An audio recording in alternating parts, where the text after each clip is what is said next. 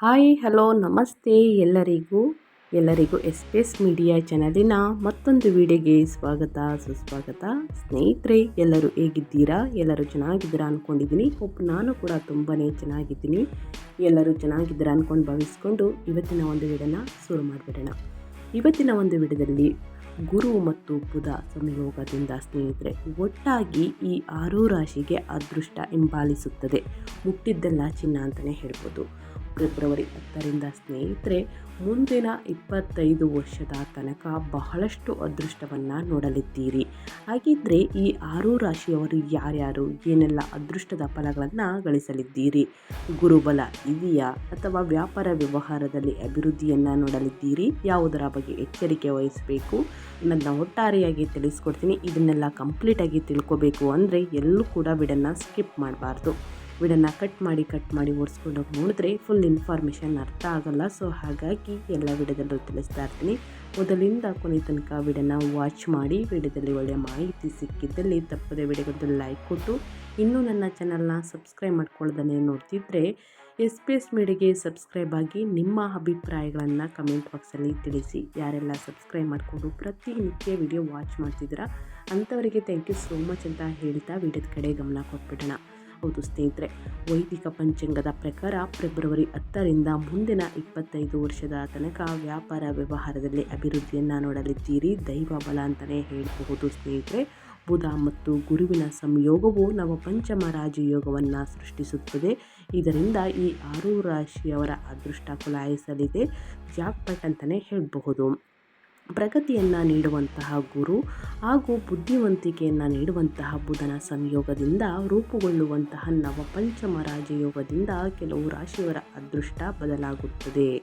ಈ 6 ರಾಶಿ ಚಕ್ರ ಚಿಹ್ನೆಗಳಿಗೆ ಉದ್ಯೋಗ ಮತ್ತು ವ್ಯವಹಾರದಲ್ಲಿ ಅಪಾರ ಯಶಸ್ಸನ್ನು ತರಬಹುದು.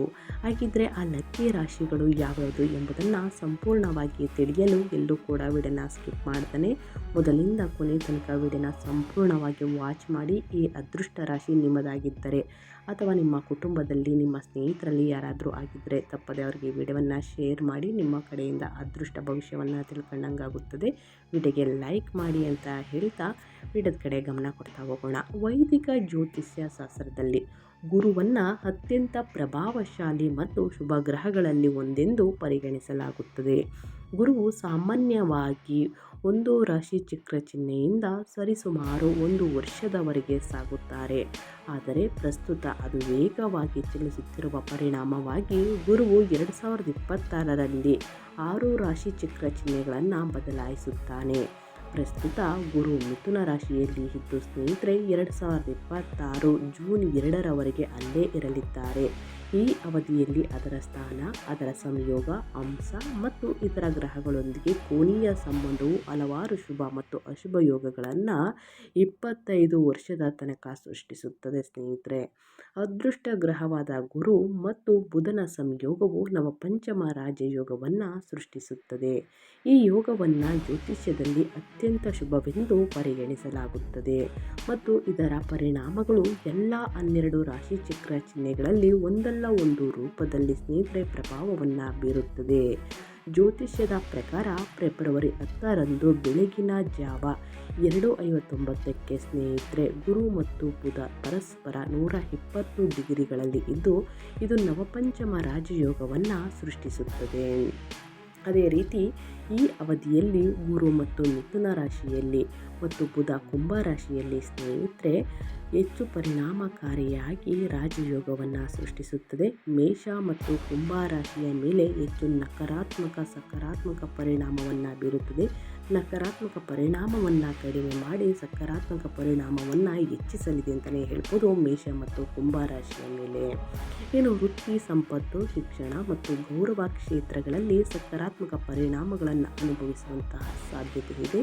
ಗುರು ಮತ್ತು ಬುಧರ ಸಂಯೋಗದಿಂದ ರೂಪುಗೊಂಡಂತಹ ನವಪಂಚಮ ರಾಜಯೋಗದಿಂದ ಏನೆಲ್ಲ ಅದೃಷ್ಟವನ್ನು ನೋಡಲಿದ್ದಾರೆ, ಯಾವ ರಾಶಿಯವರು ಹೆಚ್ಚು ಅದೃಷ್ಟಶಾಲಿಯಾಗಿರಲಿದ್ದಾರೆ ಎಂಬುದನ್ನು ತಿಳಿದುಕೊಳ್ಳುವ ಕುತೂಹಲ ಇದ್ದರೆ ಸಂಪೂರ್ಣವಾಗಿ ವಿಡಿಯೋವನ್ನು ವಾಚ್ ಮಾಡಿ ಅಂತ ಹೇಳ್ತಾ ವಿಡಿಯೋದ ಕಡೆ ಗಮನ ಕೊಡ್ತಾ ಹೋಗೋಣ. ಮೊದಲನೇ ಅದೃಷ್ಟ ರಾಶಿ ಬಂದು ಮೇಷರಾಶಿಯವರಿಗೆ.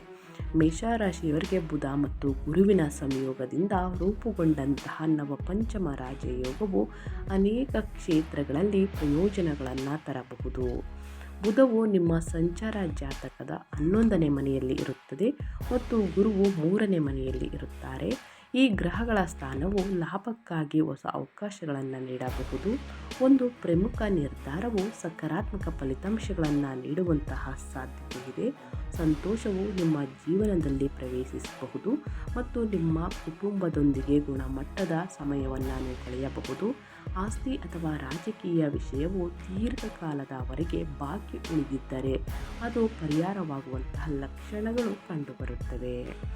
ಇದು ಗಮನಾರ್ಹ ಪ್ರಯೋಜನಗಳನ್ನು ತರಬಹುದು. ನಿಮ್ಮ ಮಾತು ಮತ್ತು ಬುದ್ಧಿವಂತಿಕೆಯ ಮೂಲಕ ನೀವು ಅನೇಕ ಕ್ಷೇತ್ರಗಳಲ್ಲಿ ಯಶಸ್ಸನ್ನು ಸಾಧಿಸಬಹುದು. ನಮ್ಮ ಪಂಚಮ ರಾಜಯೋಗದಿಂದಾಗಿ ನಿಮ್ಮ ಆರ್ಥಿಕ ಪರಿಸ್ಥಿತಿ ಬಲವಾಗಿರುತ್ತದೆ ಮತ್ತು ನಿಮ್ಮ ಆದಾಯದ ಮೂಲಗಳು ಹೆಚ್ಚಾಗಬಹುದು. ನೀವು ಹೊಸ ಯೋಜನೆಯನ್ನು ಪ್ರಾರಂಭಿಸಲು ಯೋಚಿಸುತ್ತಿದ್ದರೆ ಈ ಸಮಯ ಅನುಕೂಲಕರವಾಗಿರುತ್ತದೆ ಸ್ನೇಹಿತರೆ. ತಾಂತ್ರಿಕ, IT ಅಥವಾ ಜ್ಞಾನ ಸಂಬಂಧಿತ ಕ್ಷೇತ್ರಗಳಲ್ಲಿ ಕೆಲಸ ಮಾಡುವುದು ವಿಶೇಷವಾಗಿ ಲಾಭದಾಯಕವೆಂದು ಸಾಬೀತುಪಡಿಸಬಹುದು. ಹಾಗಾಗಿ ಸಾಕಷ್ಟು ಅದೃಷ್ಟವನ್ನು ನೋಡಲಿದ್ದೀರಿ ನೀವುಗಳು ಅಂತ ಹೇಳ್ತಾ, ಇನ್ನು ಮುಂದಿನ ರಾಶಿಯವರ ಬಗ್ಗೆ ಹೇಳೋದಾದರೆ ಕುಂಭರಾಶಿಯವರಿಗೆ ದೈವ ಬಲದಿಂದ, ಗುರುಬಲದಿಂದ ಏನೆಲ್ಲ ಅದೃಷ್ಟವನ್ನು ಮುಂದಿನ 25 ವರ್ಷದ ತನಕ ನೋಡಲಿದ್ದೀರಿ, ಯಾವುದರ ಬಗ್ಗೆ ಈ ರಾಶಿಯವರು ಎಚ್ಚರಿಕೆ ವಹಿಸಬೇಕು ಕುಂಭರಾಶಿಯವರು ಅನ್ನೋದನ್ನು ನೋಡೋದಾದರೆ, ಗುರು ಮತ್ತು ಬುಧರಿಂದ ರೂಪುಗೊಂಡಂತಹ ನವಪಂಚಮ ರಾಜಯೋಗವು ಕುಂಭರಾಶಿಯವರಿಗೆ ಹಲವು ವಿಧಗಳಲ್ಲಿ ಅತ್ಯಂತ ಶುಭ ಫಲಗಳನ್ನು ತರಲಿದೆ. ಬುಧನು ನಿಮ್ಮ ಲಗ್ನದ ಮನೆಯಲ್ಲಿ ಮತ್ತು ಗುರು 5ನೇ ಮನೆಯಲ್ಲಿ ಇರುವುದರಿಂದ ಜೀವನದಲ್ಲಿ ಅನೇಕ ಈಡೇರದ ಆಸೆಗಳು ಈ ಸಮಯದಲ್ಲಿ ಈಡೇರುವಂತಹ ಸಾಧ್ಯತೆ ಇದೆ. ನೀವು ದೀರ್ಘಕಾಲದಿಂದ ಶ್ರಮಿಸುತ್ತಿದ್ದ ಕನಸುಗಳು ಈಗ ನನಸಾಗುವ ಸಾಧ್ಯತೆ ಹೆಚ್ಚು. ನಿಮ್ಮ ವೃತ್ತಿ ಜೀವನದಲ್ಲಿ ಹಠಾತ್ ಯಶಸ್ಸು ಮತ್ತು ಲಾಭಗಳನ್ನು ಸೂಚಿಸಲಾಗುತ್ತದೆ. ಈ ಸಮಯದಲ್ಲಿ ಈ ರಾಶಿಯವರಿಗೆ ಸೂರ್ಯ ಮತ್ತು ಶುಕ್ರನ ಉಪಸ್ಥಿತಿಯು ನಿಮಗೆ ಅದೃಷ್ಟದ ಸಂಪೂರ್ಣ ಬೆಂಬಲವನ್ನು ತರುತ್ತದೆ. ದೀರ್ಘಕಾಲದಿಂದ ಸ್ಥಗಿತಗೊಂಡಿದ್ದ ಕಾರ್ಯಗಳು ವೇಗವನ್ನು ಪಡೆಯಬಹುದು ಮತ್ತು ಯಶಸ್ಸು ಸಿಗುವಂತಹ ಸಾಧ್ಯತೆ ಇದೆ. ಹಣಕಾಸು ವೇಗವಾಗಿ ಸುಧಾರಿಸಬಹುದು. ಹೆಚ್ಚಿದ ಆದಾಯದ ಜೊತೆಗೆ ನೀವು ಗಣನೀಯ ಉಳಿತಾಯವನ್ನು ಸಹ ಸಂಗ್ರಹಿಸಲು ಸಾಧ್ಯವಾಗುತ್ತದೆ. ಈ ಸಮಯವು ವ್ಯವಹಾರದಲ್ಲಿ ತೊಡಗಿರುವವರಿಗೆ ವಿಶೇಷವಾಗಿ ಪ್ರಯೋಜನಕಾರಿ ಎಂದು ಸಾಬೀತುಪಡಿಸಬಹುದು ಮತ್ತು ನೀವು ಯಶಸ್ವಿ ಉದ್ಯಮಿಗಾಗಿ ನಿಮ್ಮನ್ನು ಸ್ಥಾಪಿಸಿಕೊಳ್ಳಬಹುದು. ನಿಮ್ಮ ಕೆಲಸ ಮತ್ತು ಸಾಧನೆಗಳು ಇತರರಿಗೆ ಸ್ಫೂರ್ತಿಯಾಗಬಹುದು. ಸ್ನೇಹಿತರೆ, ವ್ಯಾಪಾರ ವ್ಯವಹಾರದಲ್ಲಿ ಅಭಿವೃದ್ಧಿಯನ್ನು ನೋಡಲಿದ್ದೀರಿ, ದುಪ್ಪಟ್ಟು ಲಾಭವನ್ನು ಗಳಿಸಲಿದ್ದೀರಿ. ಅನಗತ್ಯ ಖರ್ಚುಗಳಿಂದ ದೂರವಿದ್ದರೆ ಹೊಳಿತು ಕುಂಭರಾಶಿಯವರು. ಇನ್ನು ಮುಂದಿನ ರಾಶಿಯವರ ಬಗ್ಗೆ ಹೇಳೋದಾದರೆ ಕನ್ಯಾ ರಾಶಿಯವರು ಏನೆಲ್ಲ ಅದೃಷ್ಟದ ಫಲಗಳನ್ನು ಗಳಿಸಲಿದ್ದೀರಿ, ಯಾವುದರ ಬಗ್ಗೆ ಎಚ್ಚರಿಕೆ ವಹಿಸಬೇಕು ಅಂದರೆ, ಗುರು ಮತ್ತು ಬುಧರ ಸಂಯೋಗದಿಂದ ರೂಪುಗೊಂಡಂತಹ ನವಪಂಚಮ ರಾಜಯೋಗವು ಕನ್ಯಾ ರಾಶಿಯವರಿಗೆ ಹಲವು ವಿಧಗಳಲ್ಲಿ ಮಹತ್ವದಾಗಿರಬಹುದು. ರಾಹು ಬುಧನೊಂದಿಗೆ ಸಂಯೋಗ ಮಾಡಲಿದ್ದಾರೆ. ಬುಧನು ಈ ರಾಶಿ ಚಕ್ರದ ಸಂಚಾರದ ಪಟ್ಟಿಯಲ್ಲಿ 6ನೇ ಮನೆಯಲ್ಲಿ ಮತ್ತು ಗುರು 10ನೇ ಮನೆಯಲ್ಲಿ ಇರುತ್ತಾರೆ. ಪರಿಣಾಮವಾಗಿ ಈ ರಾಶಿಯ ಜನರು ತಮ್ಮ ಉದ್ಯೋಗಗಳು ಮತ್ತು ವ್ಯವಹಾರದಲ್ಲಿ ಗಮನಾರ್ಹ ಲಾಭವನ್ನು ಅನುಭವಿಸುವಂತಹ ಸಾಧ್ಯತೆ ಇದೆ. ಈ ಅವಧಿಯಲ್ಲಿ ಅವರ ಉದ್ಯೋಗಗಳು ಅಥವಾ ವ್ಯವಹಾರದಲ್ಲಿ ಯಾವುದೇ ಕಾರ್ಯತಂತ್ರದ ಕುಶಲತೆಯು ಯಶಸ್ವಿಯಾಗಬಹುದು. ನಿಮ್ಮ ತಾಂತ್ರಿಕ ಜ್ಞಾನ ಮತ್ತು ಅನುಭವವನ್ನು ಬಳಸಿಕೊಳ್ಳಲು ನಿಮಗೆ ಸಾಧ್ಯವಾಗುತ್ತದೆ. ಶಿಕ್ಷಣದಲ್ಲಿ ನಿಮ್ಮ ಕಾರ್ಯಕ್ಷಮತೆ ಸುಧಾರಿಸುತ್ತದೆ. ಪ್ರಯಾಣದ ಅವಕಾಶಗಳು ಸಹ ಸಾಧ್ಯವಿದೆ. ನೀವು ಸ್ನೇಹಿತರು ಅಥವಾ ಕುಟುಂಬದೊಂದಿಗೆ ವಿಹಾರವನ್ನು ಯೋಜಿಸಬಹುದು. ಬ್ಯಾಂಕ್ ಸಾಲ ಯಶಸ್ವಿಯಾಗಬಹುದು.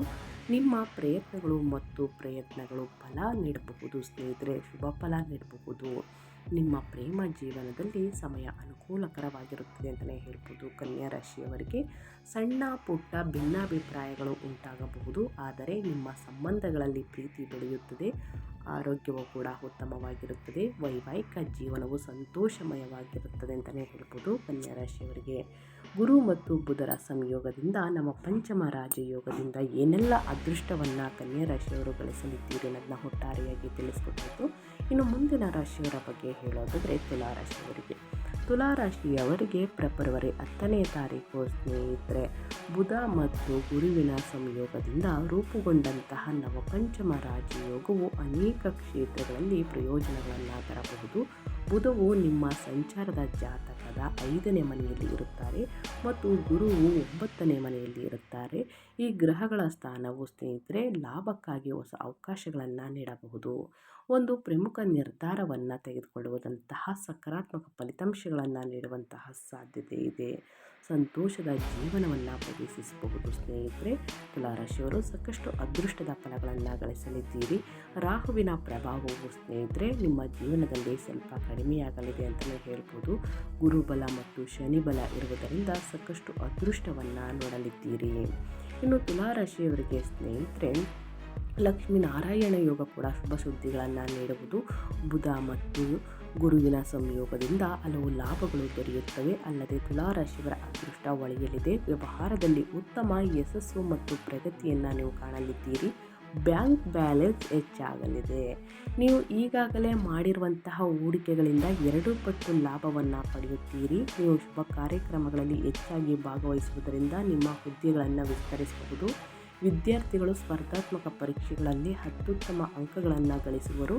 ಇದು ಪೋಷಕರಿಗೆ ನೆಮ್ಮದಿಯನ್ನು ನೀಡಲಿದೆ. ಅಲ್ಲದೆ ಸರ್ಕಾರಿ ಕೆಲಸಕ್ಕಾಗಿ ಪ್ರಯತ್ನ ಮಾಡುತ್ತಿರುವಂತಹ ಈ ರಾಶಿಯವರಿಗೆ ಶುಭ ಸುದ್ದಿಯೊಂದು ಕಾದಿದೆ ಅಂತಲೇ ಹೇಳಬಹುದು.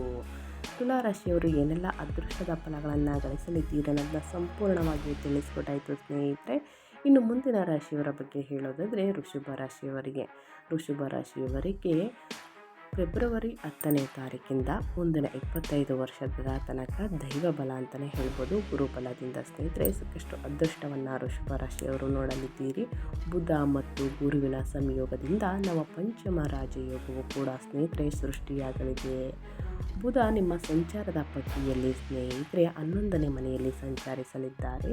ನಂತರ ಗುರು ಸ್ನೇಹಿತರೆ 12ನೇ ಮನೆಯಲ್ಲಿ ಸಂಚರಿಸುವುದರಿಂದ ಸಾಕಷ್ಟು ಅದೃಷ್ಟವನ್ನು ನೋಡಲಿದ್ದೀರಿ. ವೃಷಭ ರಾಶಿಯವರ ಆರ್ಥಿಕ ಜೀವನ ಸಂತೋಷದಿಂದ ಕೂಡಿರುತ್ತದೆ.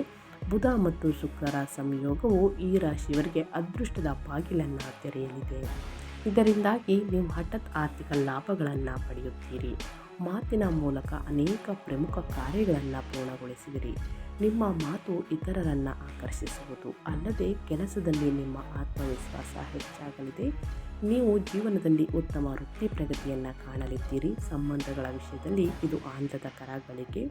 ಮಾರ್ಕೆಟಿಂಗ್, ಮಾಧ್ಯಮ, ಬ್ಯಾಂಕಿಂಗ್ ವಲಯದಲ್ಲಿ ಇರುವವರಿಗೆ ವೃಷಭ ರಾಶಿಯವರಿಗೆ ಇದು ಲಾಭವನ್ನು ತಂದುಕೊಡಬಹುದು.